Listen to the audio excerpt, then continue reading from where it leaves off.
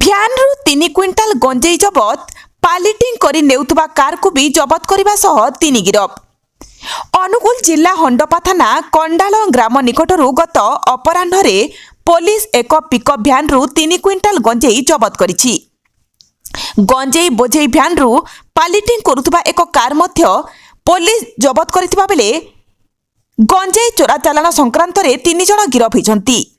ଗିରଫ ଅଭିଯୁକ୍ତମାନେ ହେଲେ ହଣ୍ଡପା ଥାନା ରାଣୀଭୂଇଁ ଗ୍ରାମର ରାକେଶ ବେହେରା, ଛେଣ୍ଡିପଦା ଥାନା ପୋଡ଼ାପଡ଼ା ଗ୍ରାମର ଜିତେନ୍ଦ୍ର କୁମାର ବେହେରା ଓ ବାଗେଡ଼ିଆ ଥାନା ପୁରୁଣାଗଡ଼ ଗ୍ରାମର ଜିତେନ କୁମାର ସାହୁ ବୋଲି ପୋଲିସ ସୂତ୍ରରୁ ଜଣାପଡ଼ିଛି। ଫୁଲବାଣୀ ଅଞ୍ଚଳରୁ ପିକଅପ୍ ଭ୍ୟାନ୍ରେ 3 କ୍ୱିଣ୍ଟାଲ ଗଞ୍ଜେଇ କୋଲକାତା ଅଭିମୁଖେ ଚାଲାଣ ହେଉଥିବା ବିଶ୍ୱସ୍ତ ସୂତ୍ରରୁ ସୂଚନା ପାଇ ହଣ୍ଡପା ଥାନା ଆଇଆଇସି ରାଜେଶ କୁମାର ଶତପଥୀ, ଏସ୍ଆଇ ପ୍ରଭାକର ମଲ୍ଲିକ, ବୋଇଣ୍ଡା ଫାଣ୍ଡି ଅଧିକାରୀ ତପନ କୁମାର ରାୟଙ୍କ ସମେତ ଏକ ଟିମ୍ କଣ୍ଡାଳ ନିକଟରେ ଛକି ରହିଥିଲେ।